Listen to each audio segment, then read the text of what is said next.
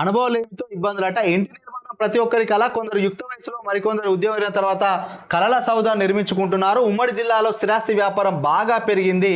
కొత్త జిల్లా కేంద్రాలతో పాటు శివారు ప్రాంతాల్లో వీటిని నిర్మించుకుంటున్నారు. అయితే అనుభవలేమి నిర్మాణదారులకు కష్టాల పాలు చేస్తుంది. నిర్మాణదారులు కష్టాలు నష్టాలు తీసుకోవాల్సిన జాగ్రత్తలపైన ప్రత్యేక కథ అన్నమాట. ఇక్కడ ఇల్లు కడితే కష్టాలు, కట్టిస్తే నష్టాలు, సూచనలు పాటిస్తే మేలు. గతంలో చాలామంది మన జనతా టీవీకి చెప్పడం జరిగింది. మన జనతా టీవీ చీఫ్ ఎడిటర్ కూడా వాళ్ళ మిత్రులు ఒక విషయం చెప్పారు. అన్నిటికీ సంఘాలు ఉన్నాయి, మరి ఇల్లు కట్టుకున్నటోళ్ళకి సంఘం లేదు కదా. ఇల్లు నిర్మించే భవన నిర్మాణ సంఘం ఉంది, ప్లంబింగ్ సంఘం ఉంది, ఎలక్ట్రికల్ సంఘం ఉంది, తాపీ మేస్త్రి సంఘం ఉంది, జేసీబీ వాళ్ళకు సంఘం ఉంది, ట్రాక్టర్లకు సంఘం ఉంది, ఇసుక వాళ్ళకు సంఘం ఉంది, అదేవిధంగా స్లాబ్ వేస్టోళ్ళకు సంఘం ఉంది, మిల్లర్లకు సంఘం ఉన్నది. మరి ఇవన్నీ పనులకు, టైల్స్ పరచటోళ్ళకు కూడా సంఘం ఉంది. నిజంగా ఇల్లు కట్టుకునేటోళ్ళకు సమస్య ఎక్కడికి పోవాలని చెప్పి ఒక మిత్రుడు ఆవేదన వ్యక్తం చేసిండు. గతంలోనే దీని గురించి మేము స్పెషల్ ఫోకస్ చేద్దాం అనుకున్నాం. లక్కీగా ఈరోజు ఈనాడు పేపర్లోనే ఆ యొక్క వార్త వచ్చింది. దీన్ని మొత్తం అంటే క్షుణ్ణంగా చదివే కంటే దీంట్లో అర్థమైంది ఏంటంటే, ఫర్ సపోజు ఒక వ్యక్తి ఉన్నాడు, వాళ్ళ నాన్న రిటైర్మెంట్ అయ్యాడు, ఇల్లు కట్టుకుందాం అనుకున్నాడు. ఇల్లు కట్టుకున్నా ఉన్నప్పుడు మనం దగ్గరుండి కట్టుకునే టైం లేదు కాబట్టి మనం కట్టుకోలేము కదా అని చెప్పి గుత్తేదారును, బిల్డర్ను పిలుస్తాం. బిల్డర్ను పిలిచి పలానా బిల్డింగ్ కట్టుమనంటే, మన జాగాలు ఇల్లు కట్టుమనంటే, మరి గ్రౌండ్ ఫ్లోర్కి అయితే ఇంత స్క్వేర్ ఫీట్ 1500 1600 ఉంటుంది సార్ అని చెప్తారు. గ్రౌండ్ ఫ్లోర్కి ఇంత, మళ్ళీ దానిపైన ఒక స్లాబ్ వేస్తే ఇంత, మొత్తం ఒక ఇల్లు నిర్మాణానికి 70 లక్షల వరకు లెక్క చెప్తారు. వీళ్ళు ఒక స్లాబ్ వేసే వరకే 20-30 లక్షలు తీసుకుంటారు. రెండో స్లాబ్ వేసే వరకు 50 లక్షలు అంటారు. ఇంకా నిర్మాణం జరిగేది, గోడలు పూర్తిగా ప్లంబింగ్ ఎలక్ట్రికల్ జరగదు. ఏమంటారు అంటే, సార్ నేను మాట్లాడుకున్నప్పుడు బోరు ఫీటుకి ఇంత ఉండే, ఇప్పుడు 1,50,000 ఎక్కడ 2 లక్షలు అవుతుంది, 50,000 పెరిగిందంటే ఓనర్ ఏమంటాడు, సరే ఒక 50 ఫీట్లు పెరిగినాం కదా పెంచు అని అక్కడ 50,000 వేస్తారు. నేను 1 స్క్వేర్ ఎంఎంఏ రాసిన, మీరు 2 స్క్వేర్ 3 స్క్వేర్ పెడుతున్నారు కాబట్టి దానికి కూడా ఎలక్ట్రికల్ ఛార్జ్ ఎక్కువ అవుతుంది కాబట్టి ఎక్కువైందని దాంట్లో 50,000 వేస్తారు. ముబ్బడిగా తెప్పిస్తారు, పెట్టిస్తారు. ఈ యొక్క మార్బుల్ రేటు పెరిగింది సార్, ఫీటు 100 రూపాయలది 150 రూపాయలది అని అంటారు. సిమెంట్ 350 బ్యాగ్ కాస్త 420 అని అంటారు. ఇట్లా రేట్లు పెరిగినాయి అని చెప్పి ఇల్లు కట్టడానికి 70 లక్షలకు ఒప్పందం చేసుకున్న గుత్తేదారు చివరి ఇల్లు కట్టే వరకు కూడా 80 లక్షలు అయితేనే పూర్తి చేస్తారు, లేకపోతే కట్టని స్లాబ్ లేసి వదిలిపెడతారు. వీళ్ళు ఏం చేస్తారు, ఇజ్జత్ కరే ఇల్లు అయిపోతుంది, సంవత్సరం లోపు గృహప్రవేశం చేసుకోవాలి, 5-10 పెంచినా పర్వాలని చెప్పి గుత్తేదారుకు డబ్బులు ఇస్తారు. ఇది బిల్డర్కు ఇల్లు అప్ప చెప్పిన సందర్భంలో జరిగే సంఘటన. అట్లా కాకుండా నేనే ఇల్లు కట్టుకుంటాను సొంతగా ఏం చేస్తారు, మేస్త్రికి కూలికి ఫీటుకు 150 రూపాయల కూలి, లేదంటే ప్లంబింగ్కు 100, ఎలక్ట్రికల్ మన స్లాబ్కు కొట్టేటోళ్ళకు, సెంటరింగ్ కొట్టేటోళ్ళకు 100 రూపాయలు మాట్లాడుకుంటే, ఫీటుకు 250 నుంచి 300 రూపాయలు కూలి గుత్తా మాట్లాడుకుంటాం. మెటీరియల్ మనం తెప్పించుకుంటాం. వాళ్ళు ఏం చేస్తారు, ఇష్టం ఉన్నట్టు సిమెంట్లు తెప్పిస్తారు. లాస్ట్ పని చేసేటప్పుడు, పని అయిపోయేటప్పుడు మేస్త్రీలు కూడా ఆ సిమెంటు మట్టి పైన వేసిపోతారు.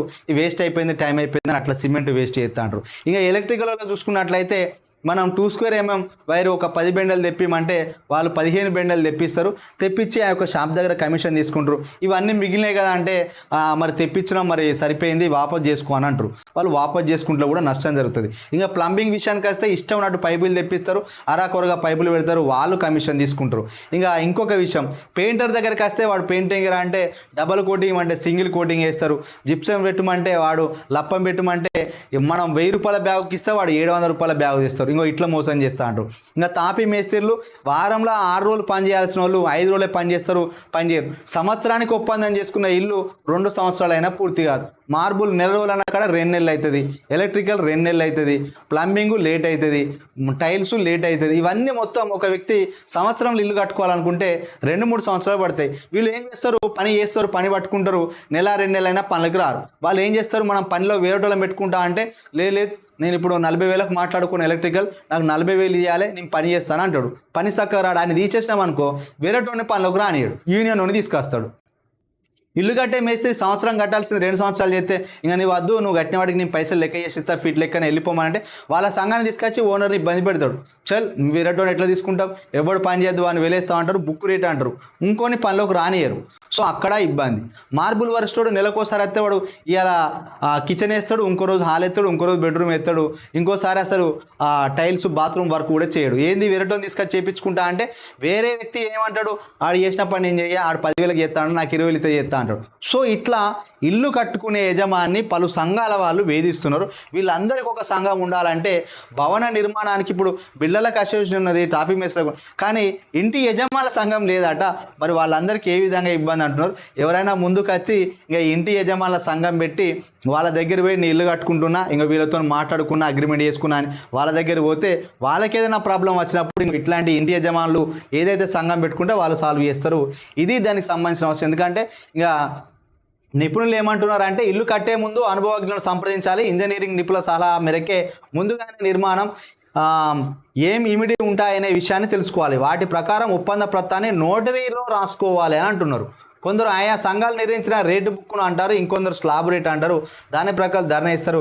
ఎలివేషన్తో సహా ప్రతి అంశాన్ని ముందుగానే నిర్ణయించుకొని ఆ ప్రకారం పనిచేసేలా ఒప్పందం చేసుకోవాలి.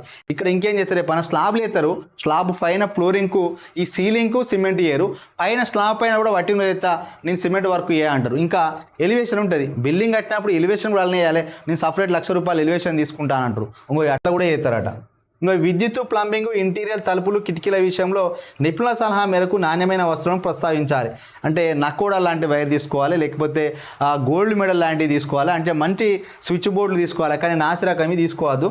ఎంత పనికి ఎంత మొత్తం వస్తువులు అవసరం అవుతాయో అంచనా వేయించుకోవాలి. ఒప్పంద పత్రంతో రాయించుకోవాలి. ప్రతిదీ అగ్రిమెంట్ రాసుకోవాలి. మేస్త్రి ఎంత కూలికి మాట్లాడుకున్నావు అగ్రిమెంట్, ప్లంబింగ్ ఎంత మాట్లాడుకున్నావు, ఎలక్ట్రికల్ ఎంత మాట్లాడుకున్నావు, పెయింటింగ్ ఎట్లా కార్పెంటర్ ఎంత మాట్లాడుకున్నావు, గ్రిల్స్ ఎంత మాట్లాడుకున్నావు, రైలింగ్ ఎంత మాట్లాడుకున్నావు, గేట్లు ఎంత, ఇవన్నీ ఖచ్చితంగా నోటి రాసుకోవాలన్నట్టు. ఎందుకంటే కాగితం మీద రాసుకుంటే ఎవడు వినటట్లేదు, నోటి మాట వినరు. సో కాగితం రాసుకోవాలి, దానికి ఒక రెవెన్యూ స్టాంప్ వేసుకోవాలి, సంతకాలు తీసుకోవాలి. వస్తువుల కొనుగోలు సమయంలో నాణ్యతను పాటించే డీలర్లను ఎంపిక చేసుకోవాలి. మధ్యవర్తుల ప్రయం లేకుండా చేయాలి. ఇక మేస్త్రికి అక్కడ పోయి సిమెంట్ తెచ్చుకోమంటే అక్కడే తెచ్చుకోవద్దు. ఎలక్ట్రికల్ అయినవి నేను పైసలు ఇవ్వండి సార్, నేను సామాన్ తెస్తా అంటే కాదు, మీరు డైరెక్ట్ పర్యవేక్షణ చేయాలి. ఎందుకంటే బస్తాకు ₹10 వాళ్ళకు కమిషన్ ఉంటుంది. అదేవిధంగా ఎలక్ట్రికల్ షాపుకును, ప్లంబర్ ఎలక్ట్రికల్కు కమిషన్ ఉంటుంది. మార్బుల్ షాపుకును, మార్బుల్ వేసే వ్యక్తికి కూడా కమిషన్ ఉంటుంది. సెంటరింగ్ వాళ్ళకు కూడా కమిషన్ ఉంటుంది. ఇవన్నీ చూసుకోవాలి. అంటే ఓనరే డైరెక్ట్ ఇన్వాల్వ్ అయితే బెడ్రూమ్ మంచి నాణ్యతను కట్టుకోవచ్చు. వేరే వాళ్ళని నమ్మితే పని సగం చేయరు. ఒకవేళ మళ్ళీ సంఘం, మా సంఘాన్ని మా వాళ్ళని వేధిస్తాను అని చెప్పి వాళ్ళు వచ్చి ఇంటి ముందు కూర్చొని ఇంటి పైన ఆపుతారు. సో దీనికి చెక్ పెట్టాలంటే ఇవన్నీ పర్ఫెక్ట్గా తెలుసుకున్నాకనే ఇల్లు కట్టాలంటున్నారు. దీని గురించి ఎందుకు ఎక్కువ చెప్తున్నా అంటే ప్రస్తుత రియల్ ఎస్టేట్ రంగంలో, నిర్మాణ రంగం ఎక్కువ మంది ఇండిపెండెంట్ ఇంట్లకే మొగ్గు చూపుతున్నారు. సో ఇండిపెండెంట్ ఇల్లు కట్టేప్పుడు ఇక మా దగ్గర కొంతమంది ఒక పాపం మా వార్డులో ఒక అతను ఇల్లు కట్టమని అంటే 5 సంవత్సరాల దాకా ఇల్లు కట్టలేదట. అప్పుడు నేనే పోయి ఆ సమస్య కొంతవరకు సాల్వ్ చేసే ప్రయత్నం చేసిన.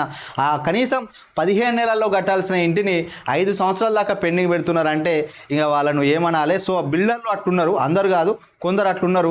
ఇంకా ఓనర్లనే బెదిరిస్తారు, మీదికి దాడికి వస్తారు. సో చూసుకోండి. త్వరలో మరి దీనికి సంబంధించి ఏమన్నా యజమాన సంఘం, ఇంటి నిర్మాణ యజమాన సంఘం పెట్టుకోండి, వాళ్ళకు రక్షణ కల్పించుకోండి. ప్రతి ఒక్కరి సంఘం ఉందట, పాపం ఇల్లు కట్టుకుంటే సంఘం లేదట. ఇక వచ్చి కూలిచ్చి పని చేయమంటే కూలిచ్చి తన్నించుకునే పరిస్థితి వస్తుంది ఓనర్లకు పాపం.